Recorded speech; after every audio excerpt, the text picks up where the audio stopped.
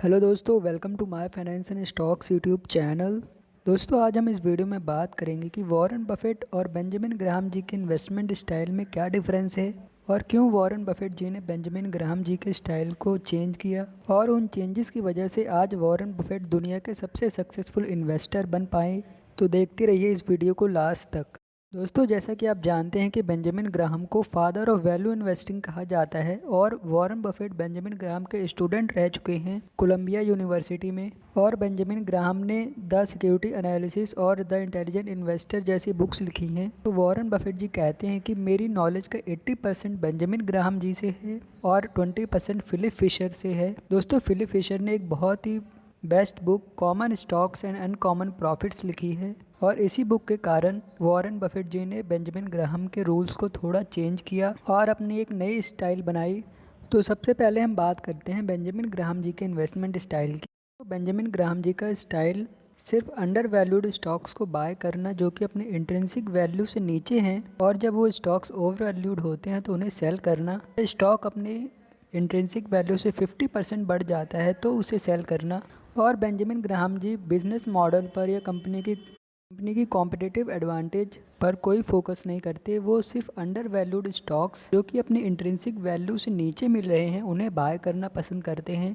दोस्तों, Benjamin Graham ji के इस रूल में कोई दिक्कत नहीं है, बट आप इससे एक बड़ी वेल्थ क्रिएट नहीं कर सकते, क्योंकि बेंजामिन ग्राहम जी जब भी स्टॉक अपने इंट्रिंसिक वैल्यू से 50% बढ़ जाता है तो उसे सेल करने में यकीन करते हैं। और बेंजामिन ग्राहम जी के बिजनेस मॉडल और कंपनी की कॉम्पिटिटिव एडवांटेज को ध्यान न देने से उनकी कई इन्वेस्टमेंट बैंकरप्सी की तरफ भी गई हैं। वो सिर्फ कंपनी के फाइनेंशियल स्टेटमेंट को एनालाइज करके अंडर वैल्यूड स्टॉक्स को आइडेंटिफाई करते हैं, और अगर स्टॉक कुछ साल तक परफॉर्म नहीं कर रहा है तो उसे वो सेल करना पसंद करते हैं, चाहे उसका बिजनेस कितना ही अच्छा हो।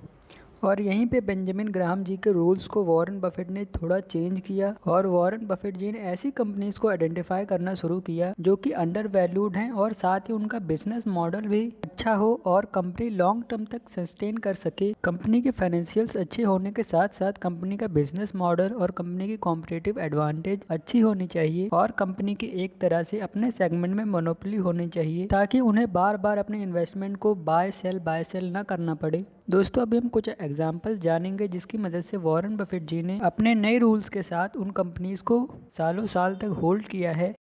अगर वॉरेन बफेट सिर्फ अभी बेंजामिन ग्राहम जी के रूल्स को फॉलो कर रहे होते तो अभी तक उन्होंने कई बेहतरीन कंपनीज को बहुत पहले ही सेल कर दिया होता, क्योंकि बेंजामिन ग्राहम जी का रूल था कि अगर कोई स्टॉक अपने इंट्रिंसिक वैल्यू से 50% बढ़ जाता है तो उसे सेल कर देना चाहिए।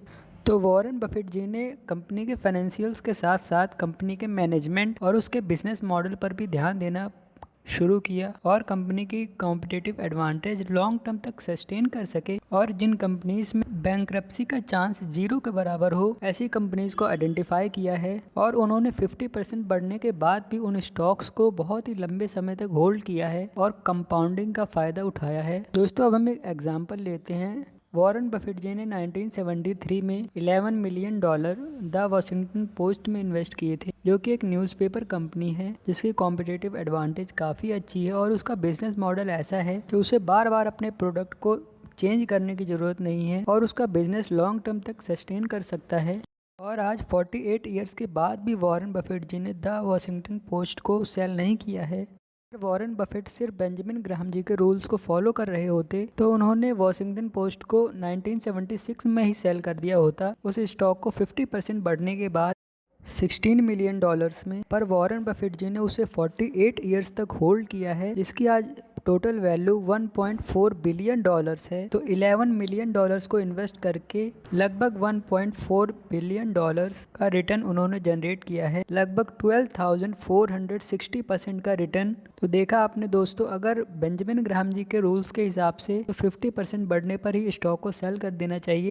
वॉरेन बफेट जी के रूल्स के हिसाब से उन्होंने अपने इन्वेस्टमेंट को इतने लंबे समय तक होल्ड किया है कि 12,460% का रिटर्न जनरेट किया है उन्होंने द वॉशिंगटन पोस्ट में। दोस्तों, वॉरेन बफेट जी कहते हैं कि बेसिकली कंपनीज दो तरीके के बिजनेस में होती हैं। एक होती हैं जो कि यूनिक प्रोडक्ट या सर्विस सेल करती हैं और एक कंपनी होती हैं जो कि लो कॉस्ट प्रोडक्ट या सर्विस सेल करती हैं। फॉर एग्जाम्पल, कोको कोला जो कि एक यूनिक प्रोडक्ट है, Pepsi, Washington Post, Procter and Gamble, Philip Morris जैसी कंपनीज जो कि अपने बिजनेस के दम पर इतना आगे बढ़ पाई हैं और उन्होंने कस्टमर्स की नीड को फुलफिल किया है और इस वजह से उन्हें अपने प्रोडक्ट को बार बार चेंज करने की भी ज़रूरत नहीं है। दोस्तों इंडिया में हम ऐसी कंपनी की बात करें तो मैगी नूडल्स जो कि 1897 में स्विट्जरलैंड में स्टार्ट हुआ था और इंडिया में 1986 में आया था। तो 124 ईयर्स पहले ये कंपनी स्टार्ट हुई थी मैगी, और तब से लोग मैगी को पसंद कर रहे हैं और आने वाले 124 साल बाद भी लोग मैगी को पसंद करेंगे।